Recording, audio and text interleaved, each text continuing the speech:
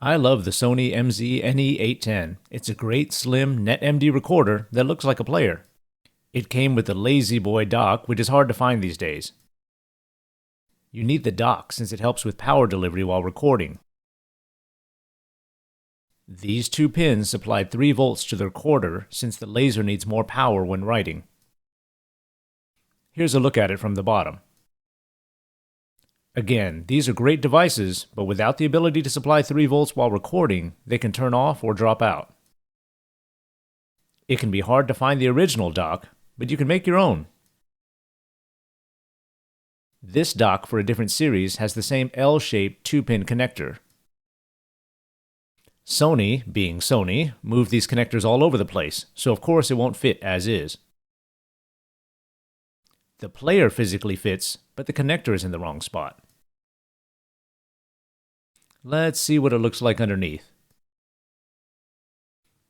As you can see, it's the same part, a small board that takes in power with a capacitor in the path to smooth out the power delivery. I've tested this with a multimeter to be sure. It's a pretty simple part. So I'm thinking of taking this out and repositioning it so it'll line up with the MZ-NE810. Just 2 screws.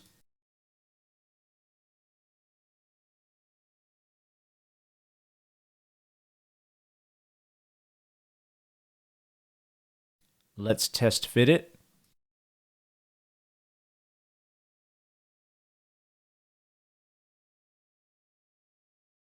Again, the player fits physically.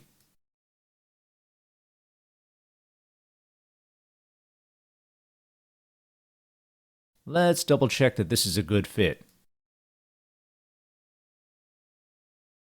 Perfect. Okay, let's see where we need to line this thing up. You can see the charging port there. I've tried to scratch out where I need to drill or cut. I'll drill a hole, then use some snips to get it to the right size. I can see I'll have some other challenges, like a plastic post in the way. But let's start with one problem at a time.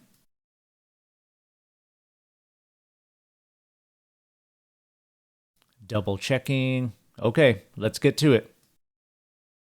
This post will have to go.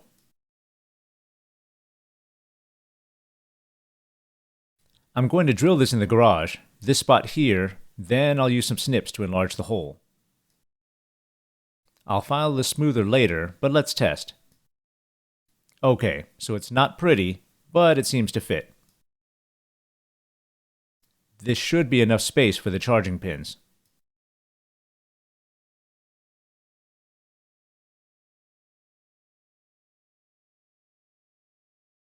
Let's test fit the charging unit.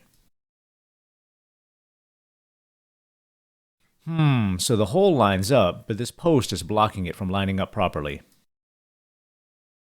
Confirming orientation again.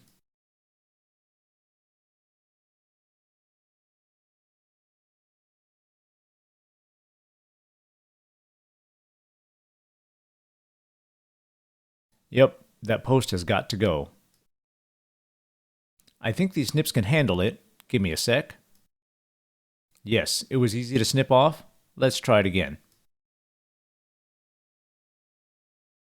Okay, we're almost there. As you can see, it's close, but a bit askew.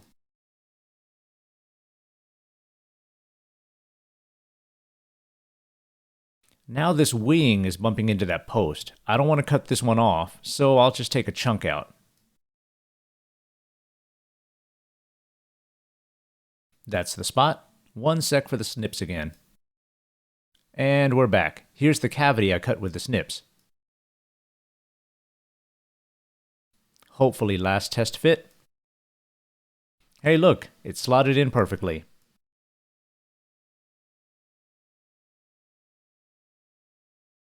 Okay, let's see if the recorder lines up.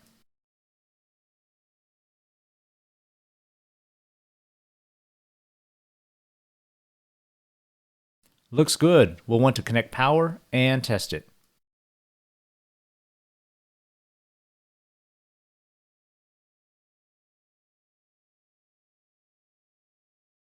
I need to hold it in place temporarily, so I'll use tape. I don't want to glue it in later. Maybe I'll try strong double-sided tape.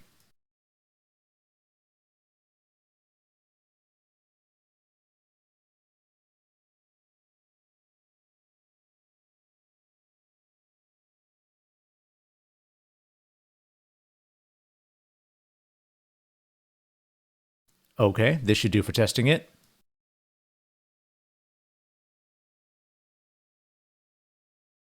Connect power. This is from a Sony 3-volt adapter.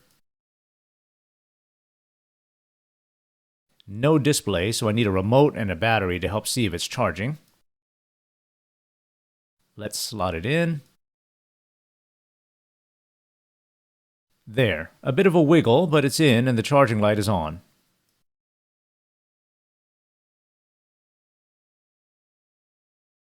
Nice, the remote says charging as well.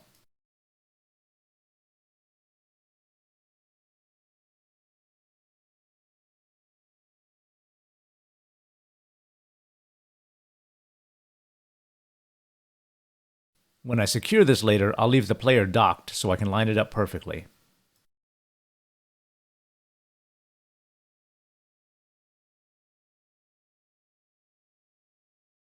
Okay, now the true test is NetMD. Let's write some tracks with Web MiniDisc Pro.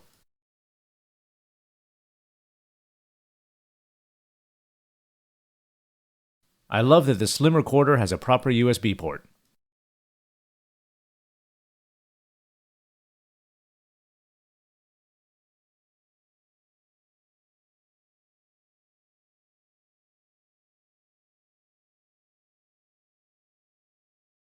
I forgot I've got it connected to a new PC, so I had to install the Zadig driver and move some test tracks over.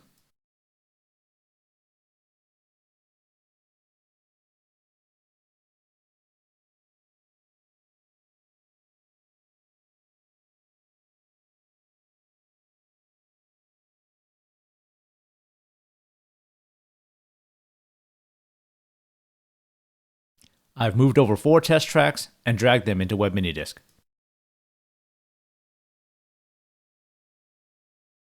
If you haven't seen, this model makes a nice little light show while recording.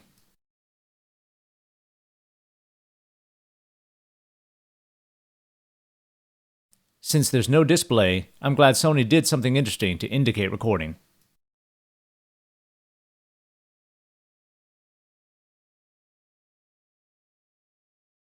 Let me dim the lights a bit so it's easier to see. There we go, we'll let this run for a while.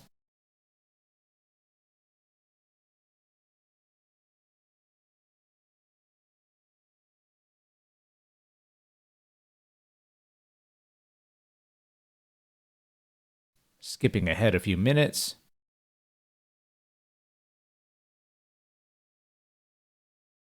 Ah, that flashing must mean it's done.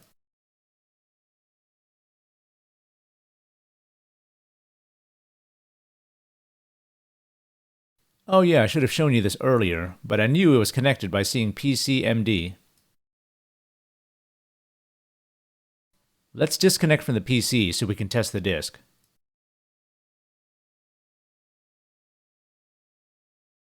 There you go, it wrote tracks just fine, showing it was getting plenty of power.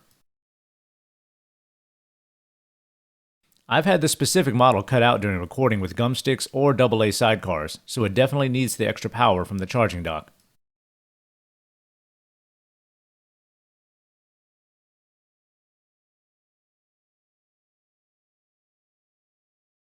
I love these MZ-NE810s, and sometimes you can find them cheaply since they look like player-only models.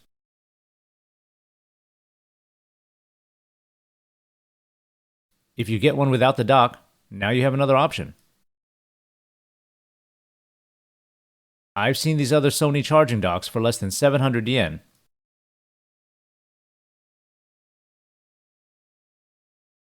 If you're not sure, look for some good pics on the listing, or feel free to double check with me. So yes, I love the original dock, but I'm glad to know I've got a spare dock.